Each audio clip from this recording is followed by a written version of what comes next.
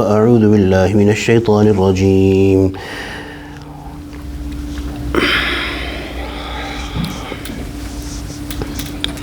وقال الملك ائتوني به أستخلصه لنفسي فلما كلمه قال إنك اليوم لدينا مكين أمين. قال اجعلني على خزائن الأرض إني حفيظ عليم. وكذلك مكنا ليوسف في الأرض يتبوأ منها حيث يشاء نصيب برحمتنا من نشاء ولا نضيع أجر المحسنين ولأجر الآخرة خير للذين آمنوا وكانوا يتقون. وجاء إخوة يوسف فدخلوا عليه فعرفهم وهم له منكرون. ولما جهزهم بجهازهم قال ائتوني بأخ لكم من أبيكم ألا ترون أني أوفي الكيل وأنا خير المنزلين فإن لم تأتوني به فلا كيل لكم عندي ولا تقربون. قالوا سنراود عنه أباه وإنا لفاعلون. وقال لفتيانه اجعلوا بضاعتهم في رحالهم لعلهم يعرفونها إذا انقلبوا إلى أهلهم لعلهم يرجعون. صدق الله العظيم وبلغنا رسوله النبي الكريم ونحن على ذلك من الشاهدين والشاكرين والحمد لله رب العالمين.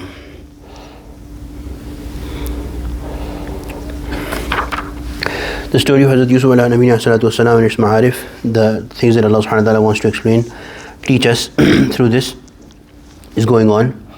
Last time we had read that Hazrat Yusuf alayhi nabiyina salatu wassalam was brought out of the prison with a lot of honor and grace, and the king talked with him, and there's further narrations about it that when he came out he talked with the king and explained to him how to deal with the situation.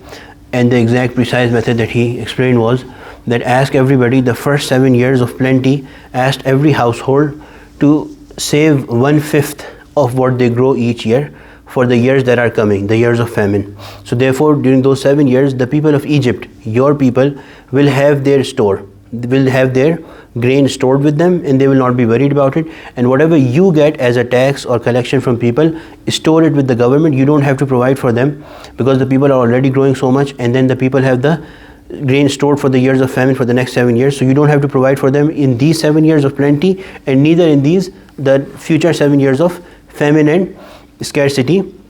So at that time people from around the nearby countries, they are going to come, nearby areas, they are going to come to you, and you can sell the grain to them.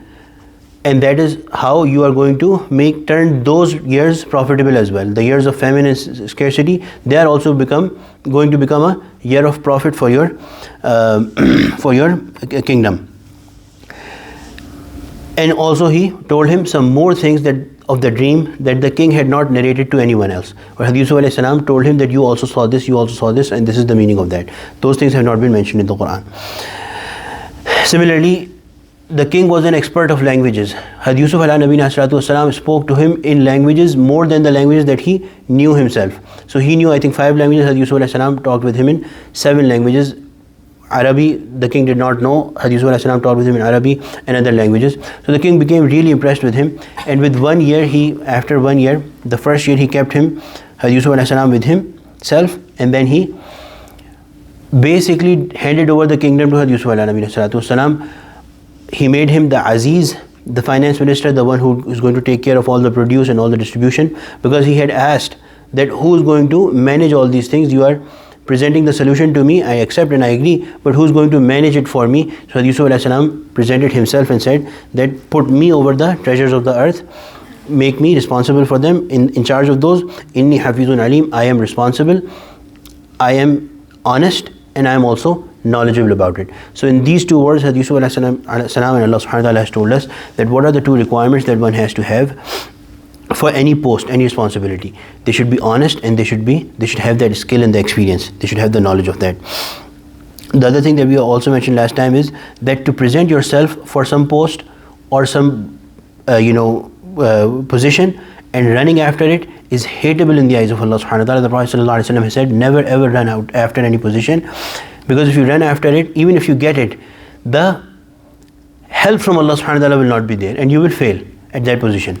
You will not do good. But if it is for general good, when you see that there is no one else, the people need that help, and there is no one else who can help you, and the third thing is who can help them, and the third thing is that it is not based on your personal desire. your wish that I get a status, but it is for the sake of Allah subhanahu wa ta'ala, then these three things are there, then it is permissible. And of course in our general day-to-day politics, the politics of our countries, none of these conditions are met. The people are either not experienced, they are mostly generally not honest, and they are generally there for themselves, not for the people. Anyway, so Allah subhanahu wa ta'ala is saying that this is how we established Hazrat Yusuf alayhi salam, gave him position, gave him authority, and he could do whatever he wanted. He got the kingdom and he could go wherever he wanted. And this is the way Allah subhanahu wa ta'ala rewards the people in this world and the hereafter. The people of Allah subhanahu wa ta'ala who have faith and have fear of Allah subhanahu wa ta'ala. The story goes on, وَجَاءَ إِخْوَةُ Yusuf. So what happened is that 7 years of plenty passed, and Hazrat Yusuf alayhi salatu wasalam, with his skills and his management with the help of Allah subhanahu wa ta'ala, he managed it beautifully. So every household in Egypt stored 1/5 of whatever they grew for those next coming 7 years. When the famine struck, the people in Egypt, they had their grains stored, but the surrounding areas, one of them was being Philistine, the place of Canaan, where Hazrat Yusuf alayhi salam was originally, where he was from. Hazrat Yaqub alayhi salam was there, his brothers were there. They also were hit by the scarcity and the famine, and they ran out of food. And different people were coming from surrounding areas to Hazrat Yusuf alayhi salatu wasalam. They did not know that he is that Yusuf. So they also, the people of Canaan, the brothers of Hazrat Yusuf alayhi salatu wasalam, they also came to get and buy grain from the essentially the king or the finance minister of Egypt. And Hazrat Yusuf alayhi salam was so responsible that he oversaw himself the individual distribution of grains. So his rule was that for every single person adult, he would give 1 camel load full of grain and would allow them to come back after they have used it. And he would not give more, and he would not give 2 camels, and he would only give it to the person who would come himself. So these people, وَجَاءَ إِخْوَةُ Yusuf, his brothers of Yusuf, they came. فَدَخَلُوا عَلَيْهِ, and as they entered, فَعَرَفَهُمْ, they came before Hazrat Yusuf alayhi Yusuf alayhi salam immediately recognized them. وَهُمْ لَهُ مُنْكِرُونَ, and they did not recognize him, because when they had put him in the well, he was only 7 years old, and now he is roughly, ulama have written that he was, the narration is that he was roughly 40 years old. So a 7-year-old child, 40 years, he was weak, feeble, and now he's sitting in the place of king with all the honor and everything. So they did not recognize him, but Yusuf alayhi salam recognized him.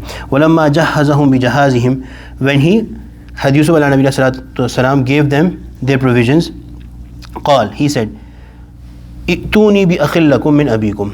So Hazrat Yusuf alayhi salam, his way was that whoever would come, he would find out their background. So he asked them some questions as well. He said, where are you from? Who are you? And they said that we are such and such people. And then they also told him that there is another brother, he could not come. So they said that give us grain for that brother. But Yusuf alayhi salam said that my principle is that whoever is here, I give it to them. Who is not here, I cannot give it to you. So next year when you come, bring your brother as well. So that you are seeing that I am giving it to people. So when he comes, I will give it to him as well. So bring him next time. And also he asked them different questions, and somehow he tricked them into, he said that, how do I know that you are not the spies of the enemy? So at this question they immediately said that we are the sons of a Nabi, we are the sons of Yaqub alayhi salatu wasalam. So it was confirmed that these are his brothers.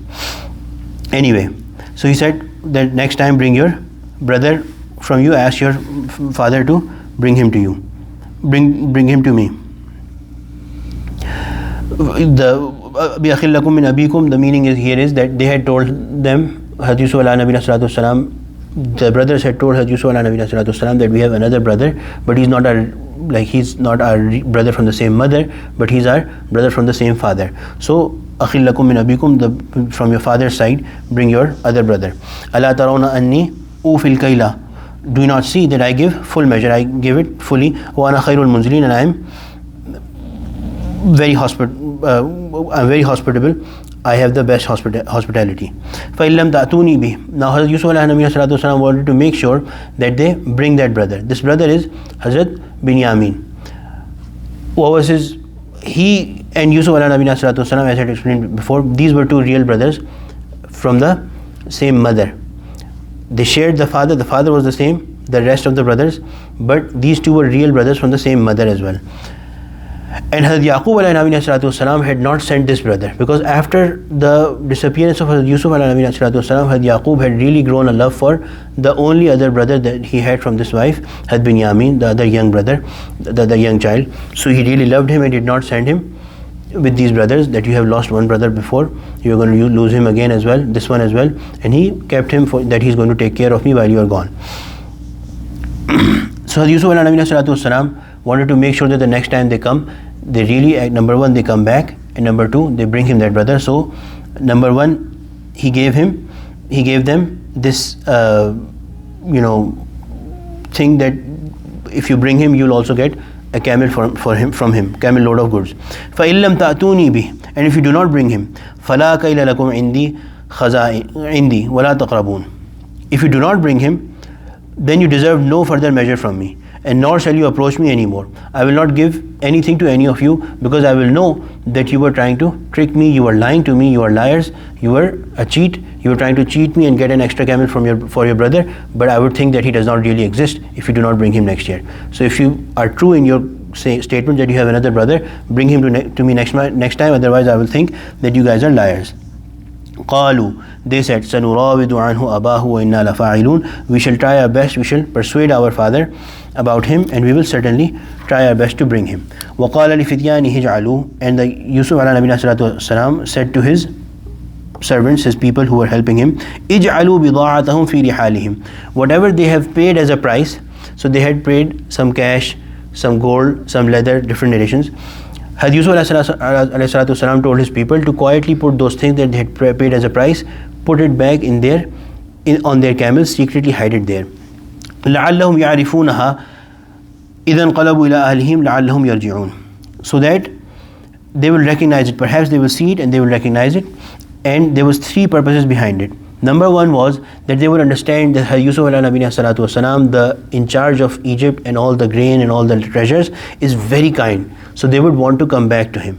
Second was that maybe once they have paid the price, they know that we have to pay a price, next year maybe they do not have the price, so they would think that we do not have anything to buy the grain, so they will not come. So Hazrat Yusuf alayhi salam returned their cost that they had paid, so that they have money to come back next time. The third thing was that they would think, and he knew that my father is a Nabi, when he would see that something that actually belongs to the king, because you have technically paid their price and it has been mistakenly returned to us, he would make sure that that belonging goes back to Hazrat Yusuf alayhi salatu wasalam. Therefore, for these three reasons, he made sure that these people come back next year.